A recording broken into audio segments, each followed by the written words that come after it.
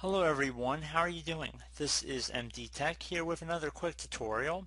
In today's tutorial I'm going to show you guys how to hopefully resolve if your computer is stuck in a boot loop. So basically if your computer just continuously ends up launching the automatic repair utility that's built into Windows and you're stuck in that, this tutorial should hopefully be able to resolve your issue. So for this tutorial demonstration, I'm going to be using a bootable Windows 10 media source. So I have already used the Windows 10 media creation utility, downloaded the Windows 10 ISO from there, and then put it onto a DVD in which I'm about to boot my computer off of. So this will also work for USB flash drives as well, so long as the size of the drive is large enough. So I believe it has to be about 4 to 5 gigabytes at the least. So preferably if you have an 8 gigabyte free flash drive, this tutorial probably would work best. If you don't have a DVD, keep in mind you're probably going to have to clear everything off of that USB flash drive because it will clear anything that's currently stored on there if you choose to go that method. And you might be able to actually load some of the automatic repair utility options if you're able to boot to the troubleshooting screen we're about to go to. But if you're unable to get into any of the troubleshooting options you see in this video without going out and getting the tool, I will have links in the description of the video for both the tool and how to create the utility, so how to go through the download and installation process of burning it to a DVD. So I have both of those in the description of the video. You're more than welcome to check that out. So I just want to cover all of our bases with that. So here I'm at the boot menu. You will have to look up your specific computer on the internet. So typically to access the BIOS settings in order to change the boot order or to enter the boot menu, it will be one of the keys along the top of your keyboard, so either one of the function keys or the escape key. In my case it's the escape key, but it could also be the F2, the F6, F8. It really depends on your specific computer, so I don't really want to tell you guys it's one thing when it could be a couple different things. So you might have to look into that if you're unsure, but we're going to be booting off of a DVD, like I said, that I have the Windows 10 media installation off of. So I'm going to use my arrow keys to select over the CD-ROM drive. Again, this screen might look a little different for you guys, but the whole purpose of what I'm doing right here is that I've already burned the Windows 10 installation files, so as if we were going to install Windows 10, except we're going to be using the repair functionality that's built into that tool. So I'm going to select the CD-ROM drive to boot the Windows 10 information off of. So it might take a second to load here. Press any key to boot from CD or DVD. Again, this should work for USB flash drives as well. I'm seeing an increasing number of computers that do not have optical drives in them. So I have mixed feelings about that.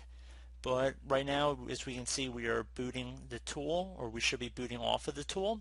So just give it a moment to load here.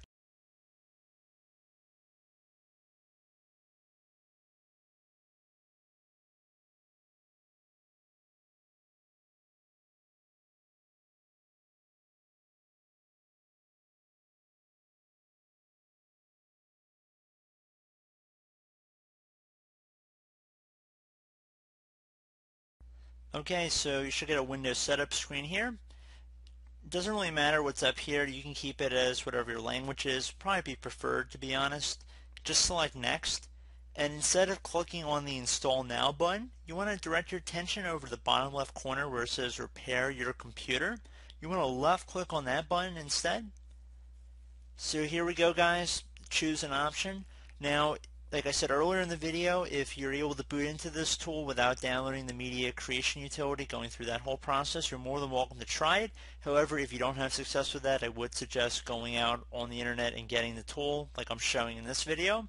So if you see the screen and you're already in the loop, just don't be surprised about that. It's the same utility, except this is not booting off of your potentially corrupt hard drive.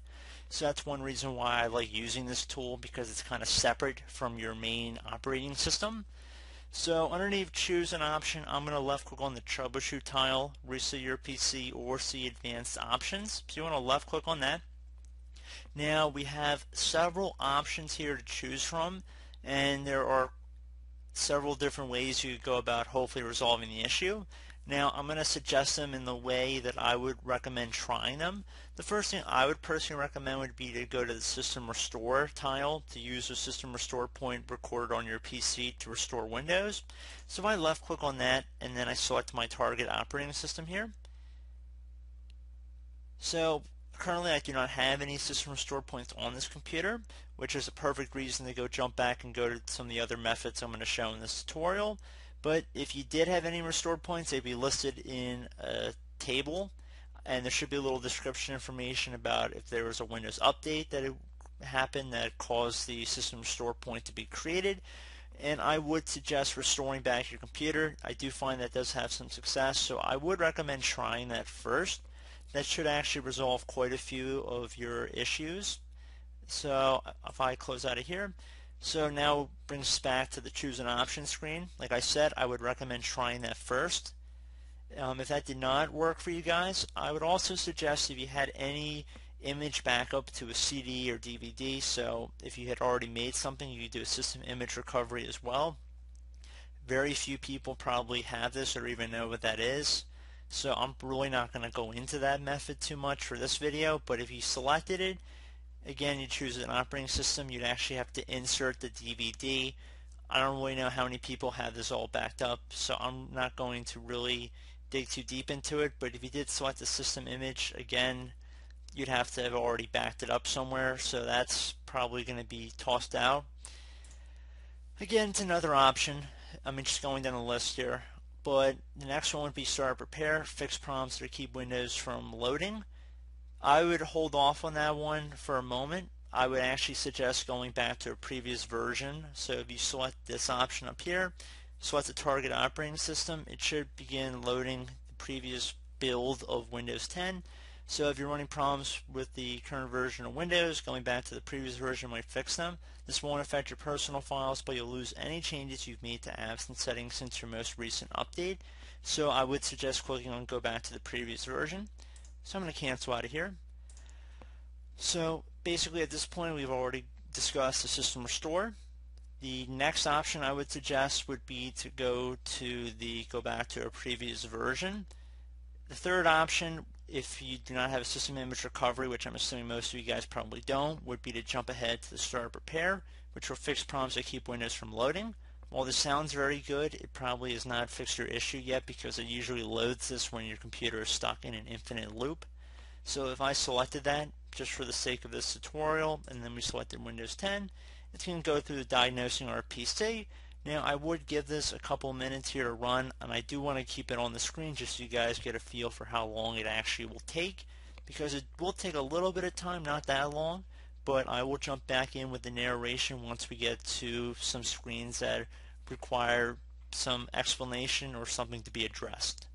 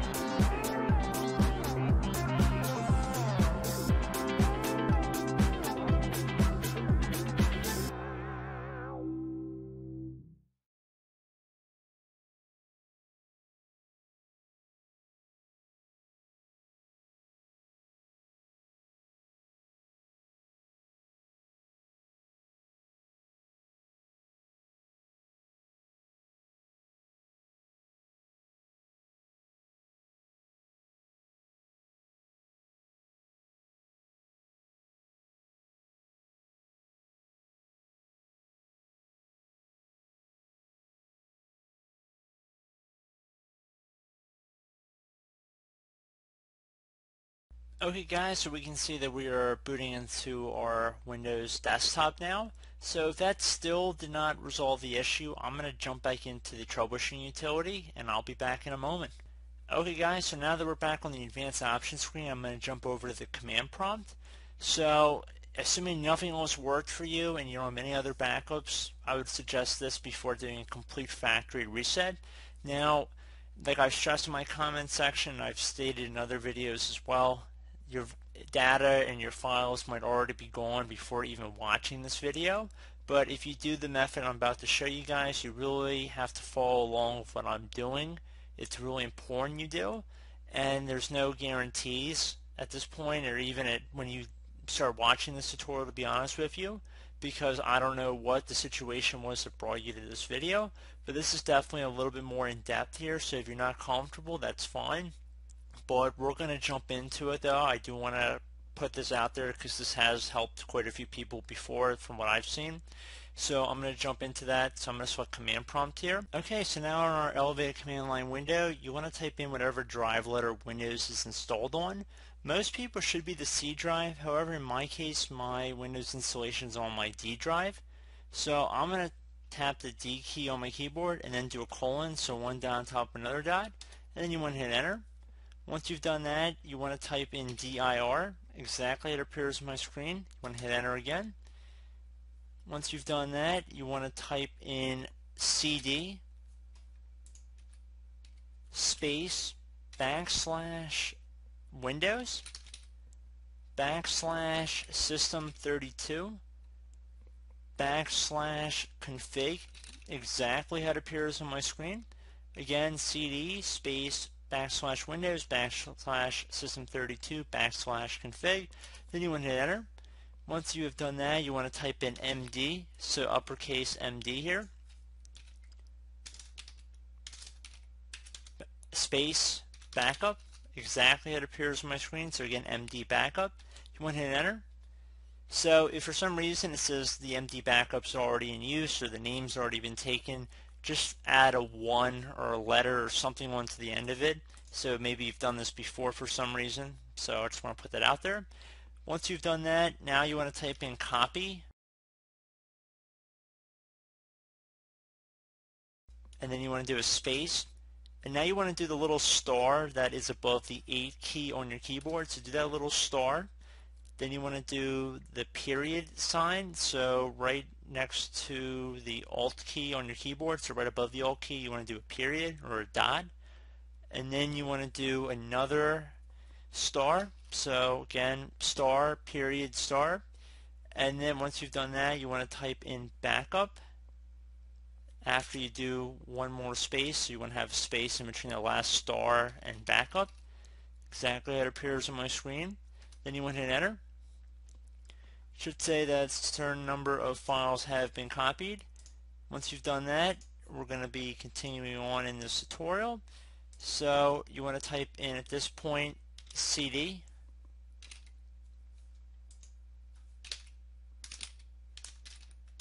and then space regback, so regback, so cd space reg back.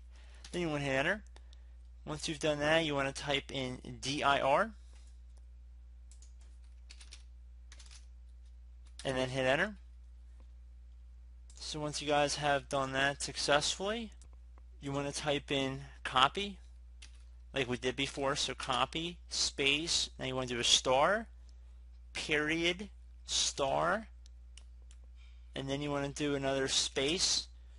Once you've done that, now you want to add 2 dots at the end.